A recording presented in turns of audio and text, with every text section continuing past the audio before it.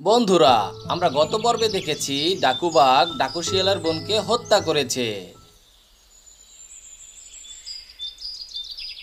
এই যে সেনা, শোনো, ডাকু শিয়ালকে গিয়ে বলবে তার বোনকে ডাকুবাঘের সেনা তুলে নিয়ে গেছে। যত দ্রুত সম্ভব সেখানে যেতে। মনে হয় না সে তাকে বাঁচাতে পারবে। কে? কার এত বড় সাহস যে ডাকু শিয়ালের বন রে লইয়া যায়? আচ্ছা ঠিক আছে, তুই বনের ভিতরে খোঁজ খবর রাখ, আমি যাইতাছি। যত দ্রুত সম্ভব বন রে উদ্ধার করতে হইব। এই কথা বলে সেনা ডাকু শিয়ালের কাছে চলে গেল।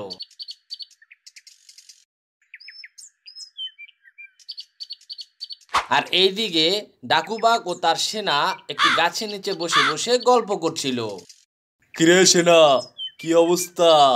ডাকু শিয়ালের বোনরে তো খাইয়া দিলাম। এখন ডাকু শিয়াল বুঝতে পারবো বোন হারানোর যন্ত্রণা। ঠিক কইছেন ওস্তাদ, শালায় হারে হারে টের পাইবো।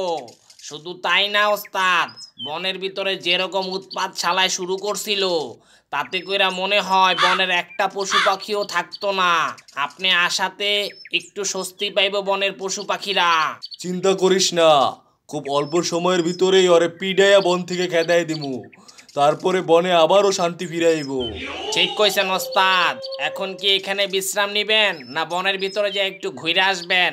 না, এখন আর ঘোরাঘুরি করব না, এখন একটু বিশ্রাম নেই। অনেক তো ঘোরাঘুরি করলাম। ঠিক আছে ওস্তাদ, এখন বিশ্রাম নেন, আমি একটু বনের ভিতর থেকে ঘুরে আসি। এরপর ডাকুবাঘের সেনা বনের ভিতর ঘুরতে চলে গেল। আর অন্যদিকে ডাকু শিয়ালের সেনা খুব দ্রুত গিয়ে ডাকু শিয়ালের কাছে তার বোনের কথা বলে দিল। ওস্তাদ, ডাকুবাগের সেনা নাকি আপনার বোনরে আপনার মাসির বাড়ি থেকে তুইলা নিয়ে গেছে। খুব দ্রুত চলেন, তা না হলে বোনরে কিন্তু বাঁচানো সম্ভব হইব না। কি কইলি তুই? এইটা আমারে কি শুনাইলি? তোরে কইলাম না বারবার বনের ভিতরে সব খোঁজ খবর রাখবি। আমার বোনটা তুইলা নিয়ে গেল আর তুই আইছস আমার কাছে তুইলা নিয়ে যাওয়ার খবর কইতে। ডাকুবাগের সেনারা হত্যা কইরা ওর লাশটা নিয়ে আইতে আমার কাছে। ওস্তাদ, ভুল হয়ে গেছে, আমি তো সব দিকে খোঁজ খবর রাখছিলাম, কিন্তু কেমনে যে ও আপনার বোনটা লইয়া গেল সেটাই তো বুঝতে পারলাম না। আচ্ছা, বুঝতে পারছি। ওর বোনটা তো আমি হত্যা করছিলাম, এই জন্যই ও আমার বোনটা লয়ে গেছে। যদিও ও আমার বোনটা হত্যা করবো না, আমার এটা বিশ্বাস আছে, কারণ ও জানে আমার বোনটা ও হত্যা করলে ওর যে কোনো সময় আমি শেষ করে দিমু। ওস্তাদ, এখন অতিরিক্ত কথা কওয়ার সময় না, খুব দ্রুত চলেন, যাইয়া বোনরে বাঁচাইতে হইব। আচ্ছা ঠিক আছে, চল। এরপর ডাকু শিয়াল ও তার সেনা খুব দ্রুত ডাকুবাঘের ডেরায় চলে গেল। যখন তারা ডাকুবাঘের ডেরায় পৌঁছে দেখলো তার বোন মাটিতে লুটিয়ে আছে। আর ডাকু শিয়াল তখন বলতে লাগলো, আহা, ডাকুবাঘ আমার বোনকে হত্যা করলো অবশেষে। সে ওর বোনের হত্যার প্রতিশোধ নিয়েছে আমার নিষ্পাপ বোনটাকে হত্যা করে। কিরে সেনা, কিছু বলছিস না কেন? ওস্তাদ, কি আর বলবো, ডাকুবাগের মনে একটু মায়া দয়া নেই। যদি থাকতো তাহলে এরকম নিষ্পাপ মেয়েটাকে কেন হত্যা করবে?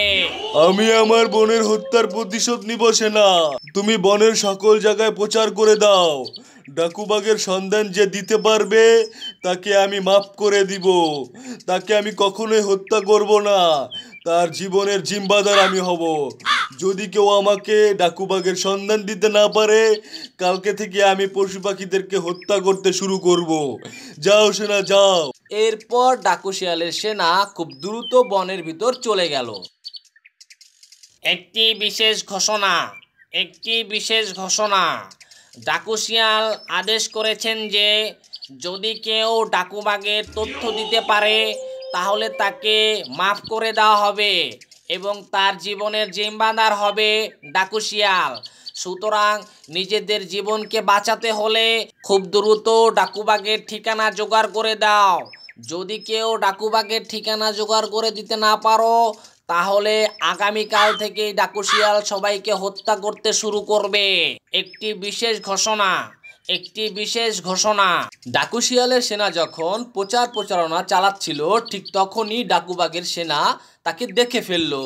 তারপর ডাকুবাঘের সেনা তাকে বলল, এইভাবে প্রচারণা চালিয়ে কোনো লাভ হবে না। তোমাকে আমি এখন এখানেই শেষ করে দিব। এই কথা বলে ডাকুবাগের সেনা ডাকু শিয়ালের সেনাকে হত্যা করলো।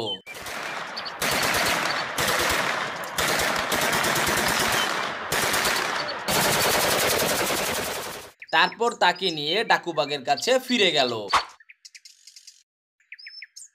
বাহ বাহ আমার সেনা, এই না হলে আমার সেনা, তুমি আমার মান রাখবে, তোমাকে দেখেই বোঝা যায়।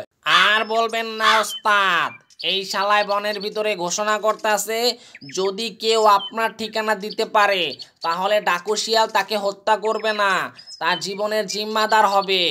আর যদি কেউ আপনার ঠিকানা দিতে না পারে তাহলে আগামীকাল থেকেই ডাকু শিয়াল বনের পশু পাখিদেরকে হত্যা করতে শুরু করবে।